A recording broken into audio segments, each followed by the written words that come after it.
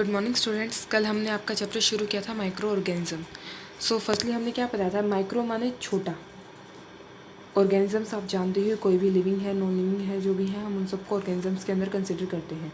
तो बहुत छोटे ऑर्गेनिजम्स को देखने के लिए जो यूज़ किए जाते हैं उसके बारे में हम पढ़ेंगे।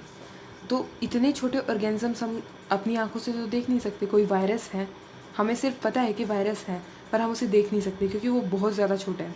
तो ऐसे ऑर्गेनिजम्स को देखने के लिए एक इंस्ट्रूमेंट यूज़ किया जाता है जिसे कहते हैं बेटा माइक्रोस्कोप। ये एक माइक्रोस्कोप है, इसकी हेल्प से हम क्या है छोटी चीज़ों को देख सकते हैं बड़ा करके। ठीक है, ये इस इंस्ट्रूमेंट की खास बात है। माइक्रोस्कोप नाम से ही पता चल रहा है, यानी कि एक ऐसा इंस्ट्रूमेंट जो छोटी चीज़ों को बड़ा करके दिखाएगा। ठीक है, सो जो माइक्रो ऑर्गेनिज्म है, माइक्रो यानी कि बहुत छोटा, स्मॉल माइक्रोब्स, ठीक, और या फिर उसको माइक्रोब्स कह सकते हैं। तो माइक्रोस्कोप जो है वो माइक्रो ऑर्गेनिज्म को देखने के लिए यूज़ किया जाता है। अब माइक्रो ऑर्गेनिज्म हमने बता दिया कि बहुत छोटे ऑर्गेनिज्म जो होते हैं उन्हें माइक्रो ऑर्गेनिज्म कहते हैं। मेनली इन्हें 5 ग्रुप में डिवाइड किया गया है बेटा, बैक्टीरिया, फंगी, एल्गी, प्रोटोजोआ और वायरस। इनमें से कुछ तो हमारे लिए बहुत ज़्यादा यूज़फुल होते हैं जो हमारी हेल्प करते हैं, और कुछ क्या है हमारे लिए बीमारियां भी पैदा कर सकते हैं, वो हमें बीमार कर सकते हैं। जैसे वायरसेस हैं, कुछ वायरस ऐसे होते हैं जो हमें बीमार करने में बहुत ज़्यादा हेल्प करते हैं। जैसे कोरोना वायरस है जो जिसकी वजह से आजकल बहुत ज़्यादा दिक्कतें पैदा हो रही हैं, वो एक वायरस है। ठीक है, फंगी है, ये सब क्या करते हैं, कुछ चीज़ें हैं जो हमारे लिए बहुत बुरी होती हैं और कुछ होती है जो हमारे लिए बहुत अच्छी होती है। तो सिमिलरली माइक्रो ऑर्गेनिजम्स में भी ये होता है कि कुछ माइक्रो ऑर्गेनिज्म बहुत अच्छे होते हैं, कुछ बहुत बुरे होते हैं। अच्छा, कभी आपने देखा है कि या फिर आपके पेरेंट्स हमेशा आपको खाना खाने से पहले हाथ धोने के लिए कहते हैं? वो क्यों कहते हैं? आप जब हाथों को देखते हो तो आपको हाथ साफ दिखते हैं, बट उनके ऊपर बहुत सारे जर्म्स होते हैं, और वो जर्म्स क्या होते हैं बेटा, माइक्रो ऑर्गेनिज्म है। वो इतने छोटे हैं कि वो आपको दिखाई नहीं देंगे, और उनसे बचने, और जैसे आप खाना खाओगे अगर वो वायरस या फिर वो जर्म्स आपके अंदर अगर एंटर कर गए तो आप बीमार हो जाओगे। इसलिए आपके पेरेंट्स हमेशा आपको खाना खाने से पहले हाथ धोने के लिए कहते हैं हैंड वॉश के साथ। ठीक है बच्चों, सो जो ये डिजीज़ कॉजिंग माइक्रो ऑर्गेनिज्म होते हैं ना बेटा, इनको जर्म्स बोलते हैं। जर्म्स का पता चल गया बेटा, ऐसे माइक्रो ऑर्गेनिजम्स जो बीमारियां फैलाते हैं उनको कहते हैं बेटा जर्म्स। अच्छा, अब हमने जो माइक्रो ऑर्गेनिज्म की 5 वैरायटी पढ़ी थी, हम उनके बारे में जानेंगे कि एक एक करके वो होते क्या हैं। उससे पहले आपको पता होना चाहिए कि सेल्स क्या होते हैं। सेल बेटा एक तरह से बिल्डिंग ब्लॉक होते हैं, एक ऐसी चीज़ जिससे हमारी पूरी बॉडी जो है बनी हुई है। हमारी हो, वायरस की हो, या फिर कोई भी माइक्रो ऑर्गेनिज्म है या कोई भी ऑर्गेनिज्म है, उसकी बॉडी जिससे बनी होती है। जैसे एक घर बनाते टाइम ईंट इंपॉर्टेंट होती है ना बेटा, ईंटों के साथ ही पूरा घर बनता है। वो एक्स्ट्रा मटेरियल तो रह गया जो सीमेंट वगैरह यूज़ करते हैं, but the basic thing is ईंटें। तो जो ये सेल है ना बेटा, ये किसी भी बॉडी के लिए एक ईंट का ही काम करती है।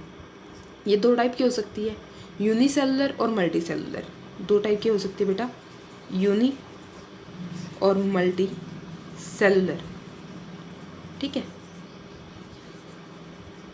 यूनी का मतलब होता है बेटा एक, ठीक है, सिंगल, यानी कि एक ऐसा ऑर्गेनिज्म जिसमें सिर्फ एक ही सेल है, यानी कि एक ही ईंट है बेटा, और वो ईंट ही पूरा काम कर रही है, वो होते हैं यूनिसेलुलर। और मल्टी सेलुलर होते हैं बेटा जिसमें बहुत सारे सेल्स का यूज़ किया जाता है, बहुत सारी ईंटों से जैसे पूरा घर बना हुआ है, वो हर डिफरेंट टाइप के सेल्स होंगे। ठीक है, तो मोस्टली जो वायरस होते हैं वो यूनिसेलुलर, इनफैक्ट वायरस में तो सेल्स होता है नहीं। जो बैक्टीरिया होते हैं वो यूनिसेलुलर होते हैं, यानी कि सिर्फ एक सेल उनमें होता है। Bacteria are single cell organism. Unicellular या आप बोल सकते हो सिर्फ एक ही सेल होगा, जैसे अमीबा होता है उसमें सिर्फ एक ही सेल होता है।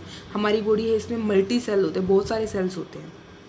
अच्छा, ये वायरस से बड़ी होती है। बैक्टीरिया जो होता है वायरस से बड़े साइज़ का होता है, उसको हम मतलब देख तो हम उसे भी नहीं सकते, माइक्रोस्कोप के हेल्प से हमें देखना पड़ेगा, बट ये वायरस से बड़े साइज़ की होती है। There are 3 main types of bacteria, rod shaped, spherical shaped and spiral shaped. जो बैक्टीरिया होता है उसके 3 शेप मिलते हैं बेटा, या तो रोड शेप में मिलेगा, स्फेरिकल शेप में मिलेगा, या फिर स्पाइरल शेप में मिलेगा। ये रहा बेटा स्फेरिकल, स्फीयर जैसा, जैसे कि गोल होती है। रोड शेप्ड, ये रहा बेटा रोड की जैसा होगा, और ये है स्पाइरल। ठीक है, नेक्स्ट आता है बेटा फंगी। फंगी क्या होता है बेटा, ये यूनिसेलुलर होता है मेनली, दोनों ही हो सकते हैं बेटा, यूनि भी हो सकते हैं, मल्टी भी हो सकते हैं। यूनिसेलुलर में आता है यीस्ट। जो यीस्ट जो होता है बेटा, यीस्ट जो होता है वो ब्रेड के ऊपर जो ग्रो करती है वो वाली फंगी होती है बेटा। मशरूम हो गया, पेनिसिलियम हो गया, इन सब के अंदर पाई जाती है बेटा। मल्टी सेलुलर फंगी में क्या होता है बेटा, ये थ्रेड टाइप स्ट्रक्चर से बनी होती हैं और इनको बोलते हैं हाइफी। हाइफे बोलते हैं बेटा। Multi cellular fungi are made of microscopic threads, बहुत ही छोटे थ्रेड से बनी हुई होती है जिन्हें हाइफे बोलते हैं। और इन्हें अपना फूड कहाँ से मिलता है, डेड और डिकेइंग मैटर। सेप्रोफाइटिक और पैरासाइट्स बेटा जानते हो ना, सेप्रोफाइटिक जो डेड और डिकेइंग मैटर से अपना फूड लेते हैं वो सेप्रोफाइटिक होते हैं, और पैरासाइट क्या होते हैं बेटा कि उनकी खुद की कोई लाइफ नहीं होती, वो वो खुद अपना खाना प्रिपेयर नहीं कर सकते और वो किसी ऐसे प्लांट या किसी ऐसी बॉडी पर चले जाते हैं, अपने आप को ग्रो करते हैं जहाँ से उन्हें खाना ईजिली मिल सकते, वो पैरासाइट्स होते हैं बेटा। नेक्स्ट आता है एल्गी। एल्गी होते हैं बेटा, इसको सिंगुलर एल्गा भी बोलते हैं। एल्गे आर यूनिसेलुलर, ये यूनिसेलुलर होते हैं बेटा, यानी कि एक ही सेल होगा। और ये कैल्मोडोमोनास जो है इसका एक एग्जांपल है। और मल्टी सेलुलर में जो स्पायरोगायरा है ये यूनिसेलुलर ऑर्गेनिज्म और मल्टी सेलुलर ऑर्गेनिज्म के एग्जांपल हैं एल्गी के इसमें। They are green organism capable of preparing their own food. बेटा ग्रीन कलर है ऑर्गेनिजम्स का, यानी कि अगर वो प्लांट्स है और उनका कलर ग्रीन है दैट मीन्स कि उनके पास क्लोरोफिल है, वो अपना खाना खुद प्रिपेयर कर सकते हैं, ठीक है। तो वो ऑटोट्रॉपिक न्यूट्रिशन शो करेंगे, है ना बेटा। न्यूट्रिशन वाले चैप्टर में आप ये काफ़ी अच्छे से पढ़ चुके होंगे, और ये वाटर में रहते हैं मेनली, ठीक है। नेक्स्ट आता है बेटा प्रोटोजोआ। प्रोटोजोआ होता है बेटा, ये भी यूनिसेलुलर एनिमल है। दे can not prepare their own food, ये अपना खाना खुद प्रिपेयर नहीं कर सकते। दैट मीन्स ये किसी और प्लांट या एनिमल पर डिपेंड करेंगे अपने फूड के लिए। इनके एग्जाम्पल्स क्या क्या बेटा, अमीबा है, पैरामीशियम है, ट्राइपेनोसोमा है और प्लाज्मोडियम है, ये इसके एग्जाम्पल हैं। नेक्स्ट आता है बेटा वायरस। वायरस से तो काफ़ी फेमिलियर हो गए बेटा कि होता क्या है, आजकल काफ़ी सुनने में आ रहा है ना, कोविड-19 का virus, corona virus. So viruses are the smallest of all micro organism. जितने भी हमने माइक्रो ऑर्गेनिजम्स पढ़े हैं, जो हमने 5 माइक्रो ऑर्गेनिज्म पढ़े हैं, बैक्टीरिया, फंगी, एल्गी, प्रोटोजोआ, इन सब में सबसे छोटा कौन है बेटा, virus. Much smaller than bacterium, और बैक्टीरिया से तो बहुत ज़्यादा छोटा है। और एक खास बात होती है कि वायरस के अंदर कोई सेल नहीं होता। यहाँ पर जितनी भी बॉडीज़ है, हमारी बॉडीज़ है, या फिर जितने भी हमने बैक्टीरिया, फंगी, एल्गी पढ़ी है, सबके अंदर सेल्स होते हैं। But virus is the only micro organism जिसके अंदर सेल्स प्रेजेंट नहीं होते हैं, ठीक है। They are made up of genetic material surrounded by a protein coat. ये जेनेटिक मटेरियल से बने होते हैं जो कि प्रोटीन, जिनके ऊपर क्या होता है, प्रोटीन की एक कोड बनी हुई होती है। दे can not multiply on their own, ये अपने आप नहीं बढ़ सकते।